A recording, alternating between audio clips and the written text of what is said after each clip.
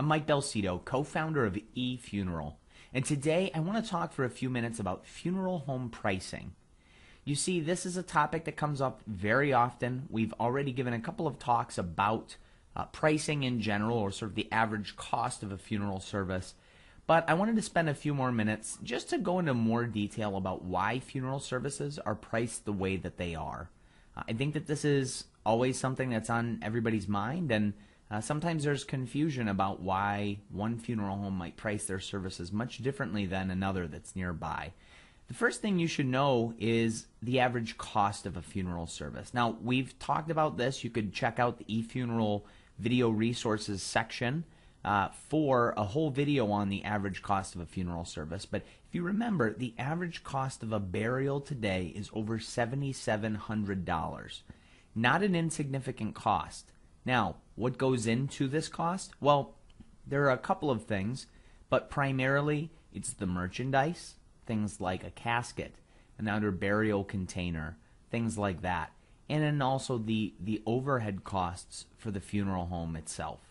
Now, it can vary so greatly within one individual neighborhood. I'll give you an example. My neighborhood, where I live, is Lakewood, Ohio. Now, Lakewood is a suburb of Cleveland. There are about 12 funeral homes within just a couple of miles of where I live. And the reality is, the cost for a funeral service, whether it's a burial, whether it's a cremation, if you go into each individual funeral home, you'll find that the costs can vary from the low end to the high end, several $1,000s. Now, does this mean that the lowest price is going to be, they're going to offer the worst service, and the highest price is going to offer the best service? No, that's not necessarily the case.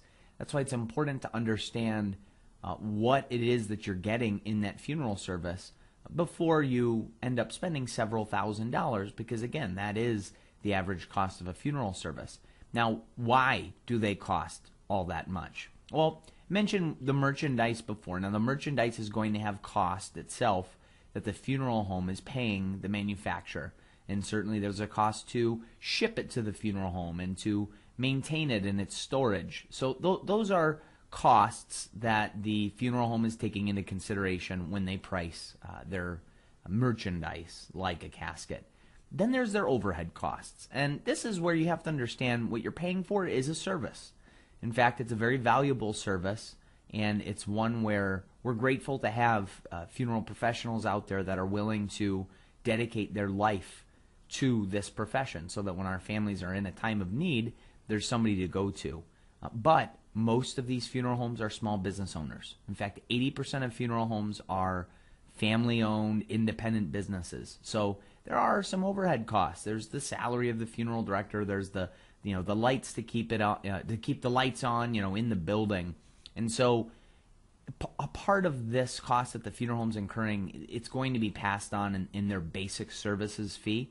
And they're not doing that out of ill will. That's the reality. In order to keep their business open, they do have to charge this fee. And so what funeral homes generally do is estimate the number of services that they'll likely perform in a given year, and then they'll go back and divide their entire cost, plus, again, some profit, so that they can maintain their business, and they'll divide it by those number of services, and that's really how they're trying to plan what it is that they're going to charge consumers. Now, how can one save money when they're actually moving forward with a funeral service? How can one actually get that pricing to come down a little bit? There definitely are some things you can do. I'd first encourage you to look through our resources section. We've had several articles now about the topic, even a couple of videos. But just as a reminder, plan in advance. That's one of the best things you can do, because when you plan things in advance, some of that emotion is taken out of the situation, and you're able to make decisions based on some logic, and that is important. Especially when you're planning something that, again, is going to cost several $1,000s. The other thing is to compare options. Again, take that neighborhood with over 12 funeral homes just within a few miles radius, like where I live, Lakewood, Ohio. It's important to understand that, again, just because a funeral home is the highest priced in that neighborhood, that doesn't make the service that they're performing the best service. It may, but that's not necessarily the case. So what you want to do is you want to understand what your options are, whether that's calling funeral homes and having those deep conversations with them, whether that's visiting funeral homes face to face, or of course there's a service like ours, eFuneral, where you can compare options of multiple providers without having to spend all day on the phone or going door to door. So whatever method you want to use, the important thing here to understand is by comparing your options, you're going to be able to understand really what it is that you're getting. And ask around. It's important to ask around because the reality is family, friends, they're going to have a great perspective on funeral services that they've had performed in the past, and that could make a big difference.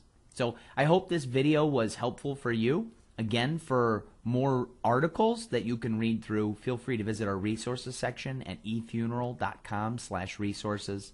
You can also visit all of the videos in one place at our official YouTube channel, which is youtube.com/efuneralresources.